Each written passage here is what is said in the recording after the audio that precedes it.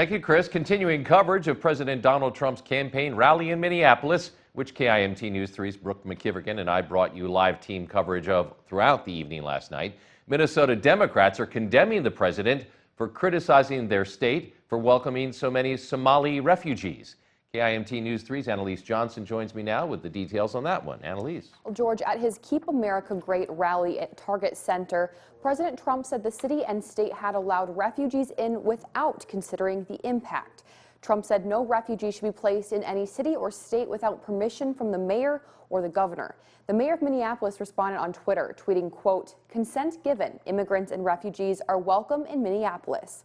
According to the Minnesota Department of Public Health, more than 23,000 Somalian refugees have moved to the state since 1993. That includes a large Somali population right here in Rochester. They did not want to be killed, so they left their homeland, their country, and life as they had known it.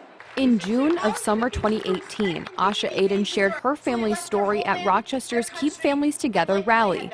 Her parents came to Minnesota as Somali refugees. Aiden is attending college in Iowa, so I spoke to her on FaceTime about President Trump's criticisms of Minnesota's Somali refugee community. The preamble of the Constitution starts with the words, "We the people, not I the person." So I don't understand why we wouldn't want to be a welcoming country. We should keep our arms open and be able to welcome every single person that wants to enter this country and look at it as a positive thing and not a negative thing. Now that Minneapolis Mayor Frey has weighed in, I asked Rochester Mayor Kim Norton for her stance if mayors were required to give permission for refugees to be placed in their cities. Well, Rochester has a long history of accepting refugees from other countries that go through proper channels.